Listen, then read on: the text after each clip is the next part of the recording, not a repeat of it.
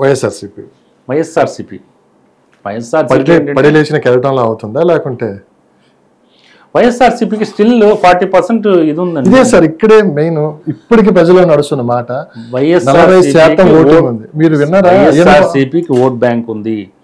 వైఎస్ఆర్సీపీ మీద జగన్మోహన్ రెడ్డి మీద వ్యతిరేకతతో ఆగ్రహంతో ముఖ్యంగా అభద్రతా భావంతో ఉన్న ప్రజలు ఎలాంటి మ్యాండేట్ ఇచ్చారు. ఇప్పుడు నువ్వు కొత్తగా వైఎస్ఆర్సీపీ చేయగలిగింది ఏముండదు. వీళ్ళ మీద ఉన్న వ్యతిరేకతనే వాళ్ళు ఎన్కాష్ చేసుకోవాలి. వీళ్ళలో ఉన్న లోపాలని వాళ్ళు ప్రజల్లోకి సరిగ్గా తీసుకెళ్ళగలిగితే నెమ్మదిగా ఈ గ్రాఫ్ కూడా పడుతూ ఉంటుంది, వాళ్ళ గ్రాఫ్ పెరుగుతుంటుంది కదా. అయ్యన్ పాత్ర గారు అన్నారు ఇదే మాట, 40% ఓటింగ్ ఇంకా ఉంది. జగన్మోహన్ రెడ్డి ఇంకా చనిపోలేదు, కొన్ని వర్డ్స్ అక్కడ యూజ్ చేయడం జరిగింది. అది మనం వాటి జోలికి వెళ్ళకూడదు కాదు అంటే వాళ్ళు యూజ్ రాజకీయాల్లో వాటి జోలికి వెళ్ళకూడదు. బట్ విషయం ఏంటంటే ప్రతిదీ కూడా వ్యూహాత్మకంగానే వెళ్లాల్సి ఉంటుంది. వాళ్ళ ప్రజల కాన్ఫిడెన్స్ మళ్ళీ నువ్వు రీగెయిన్ చేసుకోవాలి. ఎందుకంటే 2019లో మిమ్మల్ని నమ్మారు, ఒక ఛాన్స్ ఇచ్చారు. మళ్ళీ అగైన్ రీగెయిన్ చేసుకోవాలనుకునేటప్పుడు ప్రతిపక్షం పాత్ర సమర్థవంతంగా పోషించాలి. సమర్థవంతంగా పోషించడంతో పాటు చాలా వ్యూహాత్మకంగా వెళ్తే డెఫినెట్గా వర్కౌట్ అవుతుంది. చూద్దాం.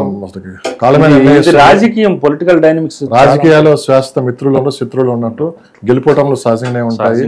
సో పడిలేచిన పొద్దున పరిస్థితులు ఏ విధంగా జరుగుతాయి. ఇంటి పేరునే మీరు మీ సంస్థ పేరుగా మార్చుకున్నారు, రైజ్ ప్రవీణ్ అంటే చాలా మందికి తెలుసు.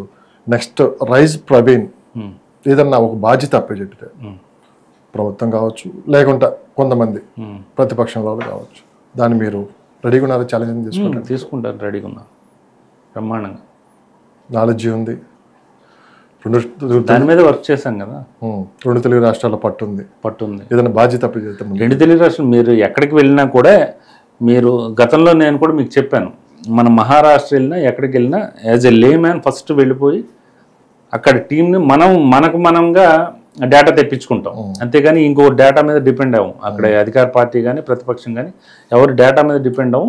కేవలం మన టీం వెళ్ళి గ్రౌండ్ లెవెల్తో వెళ్తుంది. ఇక్కడ చాలామంది ఫెయిల్యూర్ అయ్యారు. ఎక్కడంటే వైఎస్ఆర్సీపీ కానీ వీళ్ళు ఏంటంటే వీళ్ళు సంస్థాగతంగా కొంతమంది నియమించుకునేటప్పుడు వీళ్ళు వెళ్ళి వాళ్ళ లీడర్లనే కలుస్తున్నారు.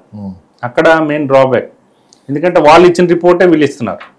అది కరెక్ట్ కాదు. ఒక సవాల్ చేసినా చూస్తూ ఉంటారు మామూలుగా, పెద్దగా ఓన్ ఎవరు చేసుకోరు. ప్రవీణ్ విషయం వచ్చేసి అభిమానులు ఏర్పడ్డారు. అవును, మీకు చాలా మంది కాల్ చేస్తూ ఉంటారు, చాలా తక్కువ మందికి ఇది వస్తుంది. ఈ సందర్భంగా మిమ్మల్ని అభిమానించేవాళ్ళు కావచ్చు, మిమ్మల్ని నమ్మే వ్యక్తులకి మీరేం చెప్పదలుచుకున్నారు? అండ్ ఫస్ట్ ఆఫ్ ఆల్ ఏంటంటే నాకు చాలా హ్యాపీగా ఉంది. Thank you very much. ఎందుకంటే అది మాటల్లో చెప్పేది కాదు. ఎక్కడెక్కడ నాకు వీలైనంత వరకు ఎక్కువ మంది కలిసి ఒక గెట్ టుగెదర్ లాగా చేద్దాం అనిపిస్తుంటుంది. బట్ అది సాధ్యపడట్లేదు, ఎందుకంటే ఇంకా అసైన్మెంట్స్ వస్తూనే ఉన్నాయి. బట్ నేను ఒక విషయం అయితే చెప్పగలను, నన్ను కనుక ఎమోషనల్గానే చెప్తున్నా, నన్ను ఈ స్థాయికి తీసుకొచ్చింది మాత్రం నా ఫ్రెండ్సే అనండి. అభిమానులు అలాంటి పెద్ద పెద్ద మాటలు ఎందుకు కానీ నా ఫ్రెండ్సే అనండి. ఎందుకంటే కామన్ మ్యానే కామన్ మ్యానే నా బలం. తనే తీసుకెళ్ళాడు, 10 మందికి ఫార్వర్డ్ చేశాడు ఆయన. కామన్ మ్యానే, ఒక సెలబ్రిటీ ఇంకొకరు కాదు. నన్ను ఈరోజు సెలబ్రిటీ చేసింది మాత్రం కామన్ మ్యానే. I'm very much thankful to. Get together ఎక్కడ ఉండబోతుంది, ఎప్పుడు పెట్టబోతున్నారు? ఎక్కడ కావాలంటే అక్కడ. మీరు చెప్పిన తర్వాత ఇంకైతే చాలా మంది ఇప్పుడు వెయిట్ చేస్తూ ఉన్నారు. చాలా మంది క్లయింట్లు కూడా అన్నారు, ఒకసారి పెట్టండి, మీటింగ్ పెట్టండి. ఎంతమంది? అందరితో, మీ క్లయింట్స్ తోటి, అందరితోటి ఎప్పుడు పెడదాం.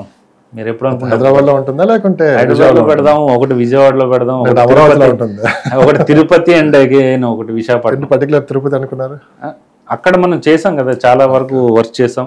అక్కడ తిరుపతి, ఇక్కడ విశాఖపట్నం, విజయవాడ అండ్ హైదరాబాద్ చాలు.